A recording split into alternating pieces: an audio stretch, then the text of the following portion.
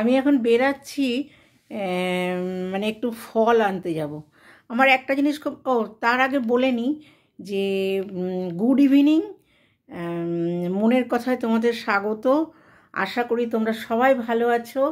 সামনে দোল আসছে, তোমরা হই হই করে দোল উৎসব পালন করো।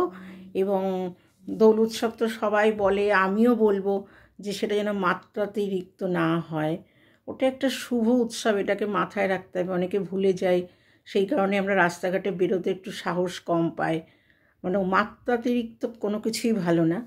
যাই হোক, এবার আমি যাচ্ছি একটু বাজারে, একটু ফল টল আনবো।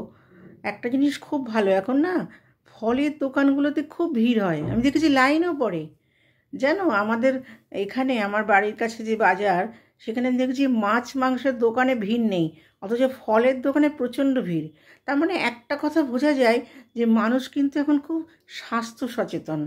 আবার ফাস্টফুড খেয়ে ফেলি আমরা, সেদিকটার স্কোপ আছে বলে খেয়ে ফেলি, এটাও খুব খারাপ। যেমন আমাদের যেমন ছোটোবেলায় কি শরীর খারাপ হলে বাবা আপেল টাপেল নিয়ে আসতো, বা বিশেষ বিশেষ সময়। এখন রেগুলার মানুষের ডায়েটে একটা ফল থাকে, এটা যে কী ভালো অভ্যাস। তা আমার ফল টলগুলো ফুরিয়ে গেছে, আমি একটু বাজারে যাব, এখন ফলের দোকানে যাব। আমি যে দোকানটা থেকে ফল কিনি কালিন্দিতে, সবচেয়ে বড় ফলের দোকান, সবচেয়ে পুরনো ফলের দোকান। এখনও ফল নেই যে পাবে না, পৃথিবীর সবচেয়ে রেয়ার ফল ওগুলো রাখে। তা আমি অত কিছু আনি না, কিন্তু মানে বাজারে গেলে ওর দোকান আমার বাধা, আমি ফল ওর কাছ থেকে নিই এবং খুব ভালো ফল। তাই এখন আমি যাব ফলের দোকানে, তাই ভাবছি আজকে তোমাদেরকেও সাথে করে নিয়ে যাই। চলো, আমি একদমই রেডি, এখন বেরোবো। চলো তোমাদেরকে সাথে করে নিয়ে ফলের দোকান পর্যন্তই যাব। এই যে ফলের বাজারে চলে এসেছি, এটা পুরো ফলের বাজার। দেখো কি ভিড়, প্রচুর।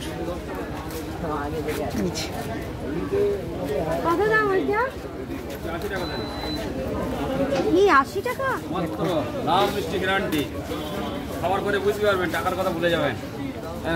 হ্যাঁ একটু কম না? এই যে আমার ফলের দোকান, বেশি নিচ্ছি আমি, সেটা হয় কখনো সব বলতে ধরেন। তাহলে পৌঁছে গেছি আমি, এবার ফল টল কিনবো। তাহলে ভিডিওটা এখানে শেষ করলাম। ভালো থেকো, সুস্থ থেকো, লাইক করে দিও। হ্যাঁ।